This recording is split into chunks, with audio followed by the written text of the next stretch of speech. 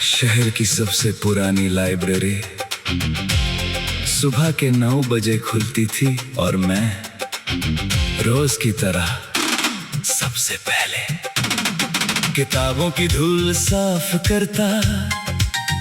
लोग समझते थे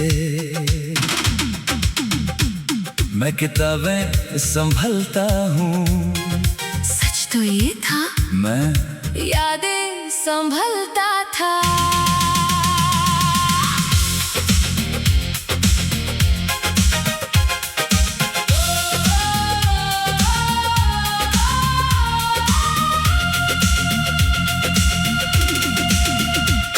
हर शेल्फ पर एक दुनिया रहती,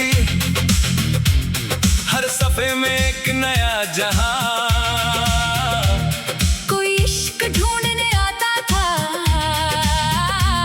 कोई जीने का नया अरमान।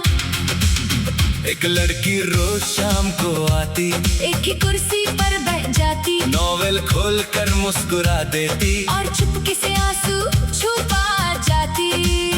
एक लड़का सिविल सर्विस पढ़ता, नींद से आंखें लड़ती रहती, मैं चुपचाप चाय रख देता। उसी हिम्मत बढ़ती रहती, मैं सबके चेहरे पढ़ लेता था, मगर किसी ने मेरा चेहरा कभी ना पढ़ा।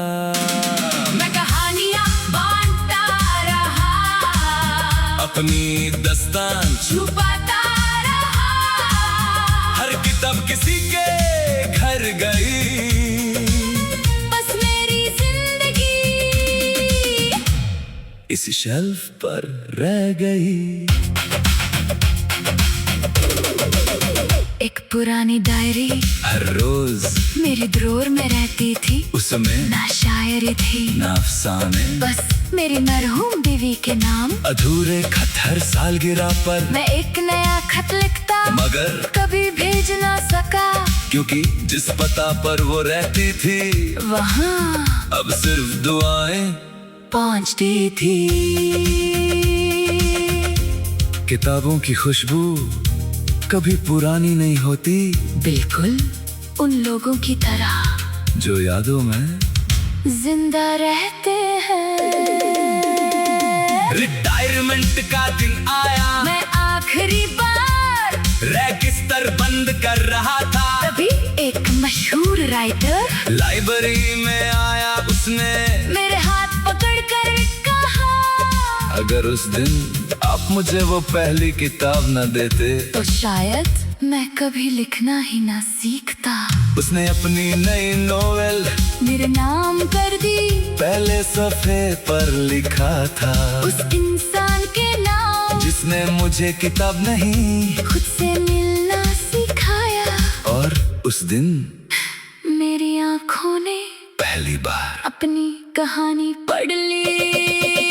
हर इंसान एक किताब होता है, बस हर किसी को पढ़ने वाला नहीं मिलता, और कुछ लोग अपनी जिंदगी लिखते नहीं, दूसरों की जिंदगी बदल देते हैं।